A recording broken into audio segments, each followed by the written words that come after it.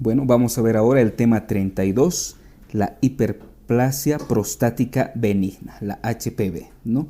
¿Qué es esta HPV? Es la proliferación de células epiteliales de la próstata, pero también de músculo liso, especialmente en la zona periuretral de la próstata, es decir, también llamada la zona transicional, ¿no? Como vemos en la imagen.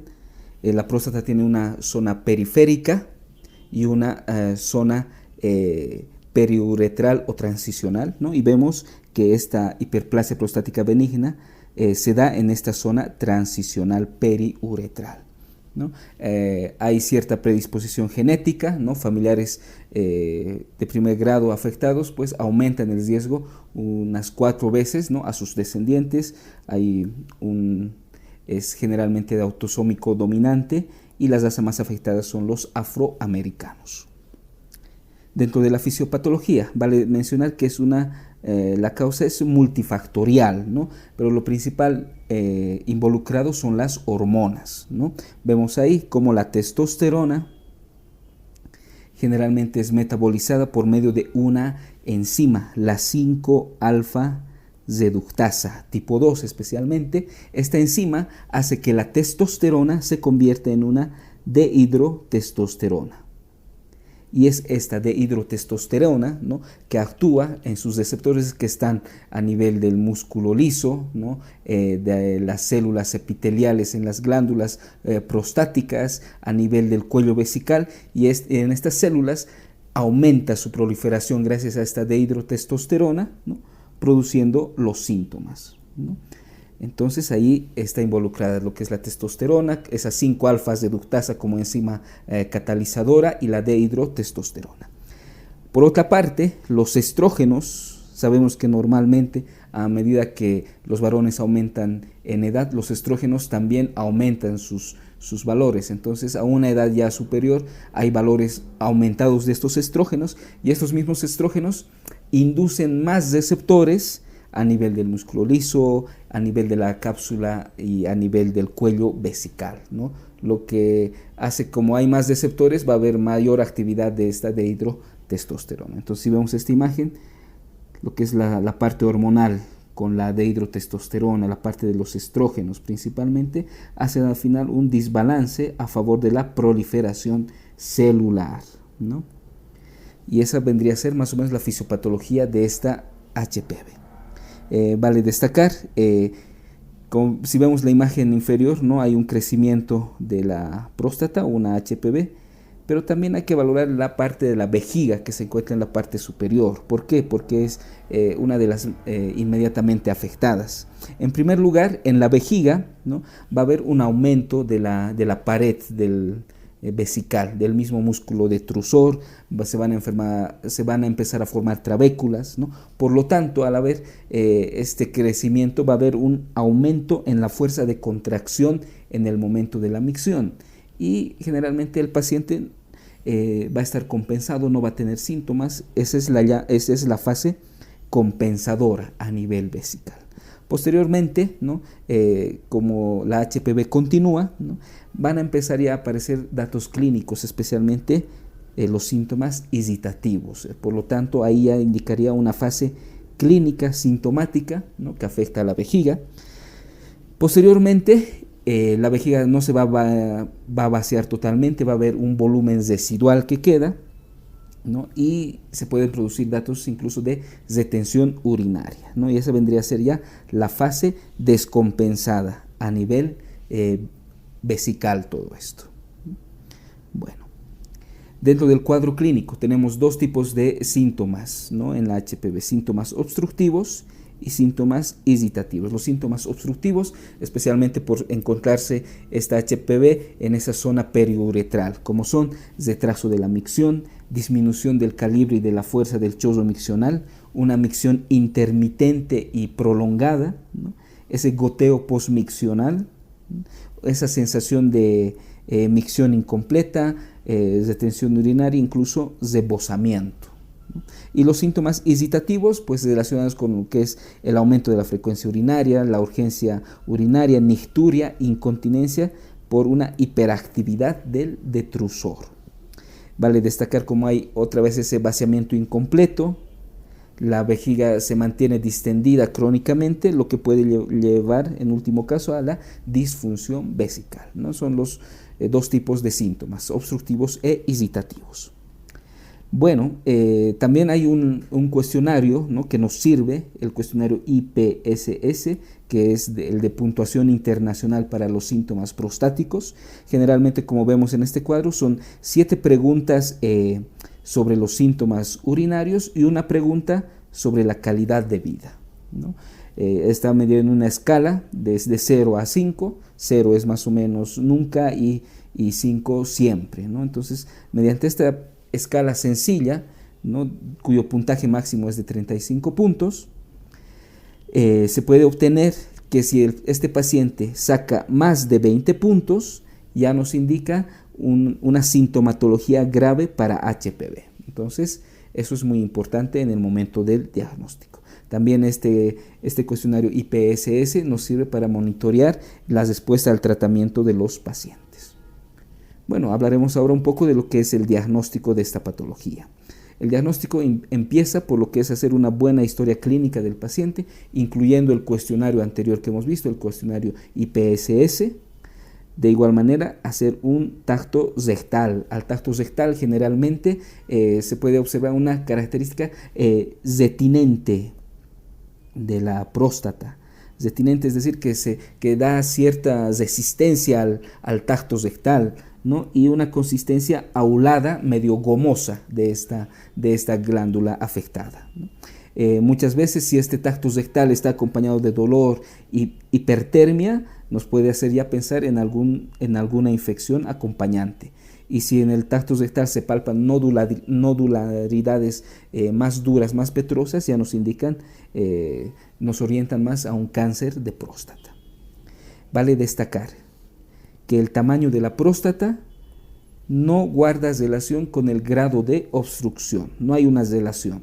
Muchas veces varios pacientes vienen por retención aguda de próstata con su globo vesical varias veces al año, ¿no? Se les hace una ecografía y el tamaño de la próstata es entre normal o pocamente agrandado, ¿no? O otras veces una próstata grande no da síntomas obstructivos, sino más irritativos. Entonces, el tamaño de la próstata no está relacionado con el grado de obstrucción. Dentro de los exámenes de laboratorio siempre hay que descartar que no haya infección mediante un examen general de orina, urocultivo, ¿no? Pediremos siempre una creatinina para ver cómo está la función renal, ¿no?, y que no haya ese fallo renal post-renal.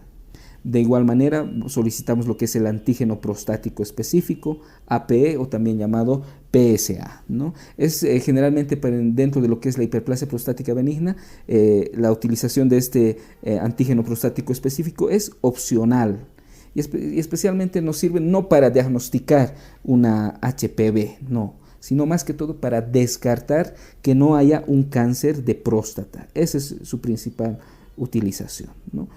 Se considera valores normales de este antígeno prostático específico, valores menores a 4, ¿no? Pero hay que destacar que hay algunas situaciones que aumentan los valores, por ejemplo, las prostatitis, una actividad sexual reciente y las infecciones del tracto urinario pueden elevar este antígeno prostático específico, ¿no? Entonces, no nos sirve para diagnosticar HPV, sino para descartar que no haya un cáncer de próstata. Incluso el uso de este antígeno prostático específico está relacionado con lo que es el sobretratamiento, ¿no?, de estas patologías prostáticas. También un volumen aumentado de la próstata también eleva lo que es este antígeno prostático específico, y generalmente hay que solicitarlo en aquellos pacientes que pensamos que tienen una sobrevida mayor a 10 años, ¿no?, especialmente en aquellos que estamos sospechando que pueden tener un cáncer de próstata. Bueno, otro estudio importante es la ecografía, ¿no? Como vemos en la imagen, nos sirve especialmente para ver lo que es el tamaño tanto de la próstata como de la vejiga, nos sirve para ver cómo está el riñón en casos de hidronefrosis, ¿no? La que más información nos da es la ecografía transrectal, ¿no?, tanto a nivel de las dimensiones, volumen, ¿no? Y permite incluso tomar una biopsia dirigida de la próstata, ¿no? Vemos aquí, esta es la parte de la vejiga, ¿no? Y esta nodularidad que ven ahí pertenece a la hipertrofia prostática benigna con sus dimensiones tanto verticales como transversales. Y la cistoscopia. La cistoscopia, ¿no? Especialmente se utiliza para próstatas mínimamente agrandadas. ¿Para qué? Para poder descartar que no haya patología vesical, que no haya patología uretral que esté causando los síntomas, ¿no? Alteraciones del cuello vesical, por ejemplo, estenosis uretral, para descartar todo eso. Y es de obligatoria utilización en casos de hipertrofia prostática benigna más hematuria, ¿no? Si vemos la imagen, ¿no? Podemos observar cómo se realiza esta cistoscopia y la imagen que se ve para ver más que todo cómo está la vejiga, el uréter y descartar otras patologías que no sean prostáticas. Bueno, y dentro de los diagnósticos diferenciales, cistitis, prostatitis, el mismo cáncer de próstata es un diagnóstico diferencial para HPV, urolitiasis, especialmente intravesicales, abscesos prostáticos, la hiperreactividad vesical, cáncer de vejiga, estenosis uretrales, vejiga neurogénica, disfunciones del piso pélvico. Y bueno, dentro de la anatomía patológica, ¿no? ¿Qué es lo que podemos observar? Hiperplasia, ¿no? Yo creo que ese es el término, hiperplasia tanto del epitelio como del estroma de la glándula, la proliferación del músculo liso, ¿no? Y un patrón fibroso adenomatoso, es decir, fibras de colágeno alrededor de estas glándulas, ¿no? Y otra vez más hiperplasia, ¿no? Hiperplasia en todo el tejido, tanto glandular como estromal, músculo liso en esta HPV. El tratamiento, ¿no? Vamos a iniciar diciendo que si la calidad de vida del paciente es normal, ¿no? Y también ese cuestionario IPSS que sacamos da puntajes bajos menor a 7 o tal vez incluso mayores, pero la calidad de vida es normal del paciente, generalmente se lo puede tratar a esta HPV con vigilancia y evaluaciones anuales, ¿no? Bueno, y si nos decidimos por realizar un tratamiento médico, pues iniciamos con lo que son los bloqueadores de los receptores alfa, los alfa bloqueantes, ¿no? Que tenemos dos tipos, los selectivos, que son la tamsulosina y la silodosina, y los no selectivos, prazosina, terazosina, doxazosina, alfuslosina. Entonces, estos bloqueadores alfa bloqueantes, ¿no? Por su acción a nivel del sistema autónomo y músculo liso, del cuello vesical especialmente, relajan, ¿no? Este cuello vesical y permiten la dilatación uretral y del cuello vesical, permitiendo lo que es la micción, ¿no? Facilitándola. Los efectos adversos que tienen estos alfa bloqueantes, especialmente el más importante, es la hipotensión, ¿no? Una hipotensión ortostática que pueden dar. También fatiga, mareo, especialmente porque estos receptores también se pueden encontrar a nivel vascular. Otro medicamento vendrían a ser los inhibidores de la 5-alfa reductasa, que es la enzima que hemos visto al principio, ¿no? ¿Cuáles son estos inhibidores de la 5-alfa reductasa? El finasteride, el dutasteride, ¿no? ¿Qué es lo que hacen estos? Si inhiben a esa enzima, ¿no? Al final no se va a producir esa dehidrotestosterona, no va a haber esa proliferación, por lo tanto se va a observar una disminución del crecimiento prostático. Pero esa disminución de crecimiento se va a observar en meses, ¿no? En varios meses, no es que actúan inmediatamente. Las indicaciones para utilizar estos medicamentos cuando son próstatas grandes, mayores a 30 gramos, ¿no? Esto en la ecografía, y hay un antígeno prostático específico mayor a 1.5 generalmente. Entre los efectos adversos de esta medicación, disminución de la libido, disfunción eréctil, disminución del volumen de eyaculación, ginecomastia, ¿no? Se puede utilizar tanto individualmente, pero también en combinación con los alfa bloqueantes. Porque recordemos que el finasteride, estos inhibidores de la 5-alfa reductasa, este finasteride va a actuar en meses, ¿no? Pero el paciente va a tener con sintomatología aguda, entonces hasta que este finasteride actúe, le podemos seguir tratando con los alfa bloqueantes, ¿no? Gracias a que se pueden combinar. Y bueno, el tratamiento quirúrgico de elección en la HPV es la resección transuretral, ¿no? ¿Y cuáles son las indicaciones absolutas para disección transuretral? Importante. Síntomas urinarios refractarios al tratamiento médico. El que está con su tratamiento médico, alfa bloqueantes, inhibidores de las 5-alfas reductasa, pero aún así tiene todavía sintomatología refractaria.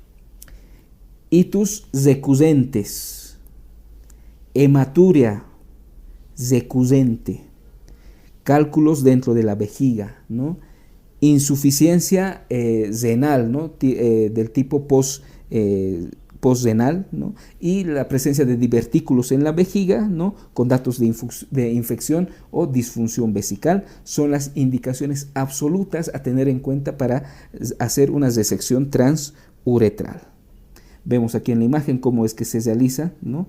Esta resección transuretral, donde se entra por vía genital a la próstata y se va seccionando, ¿no? Esa parte hiperplásica de la próstata, ¿no?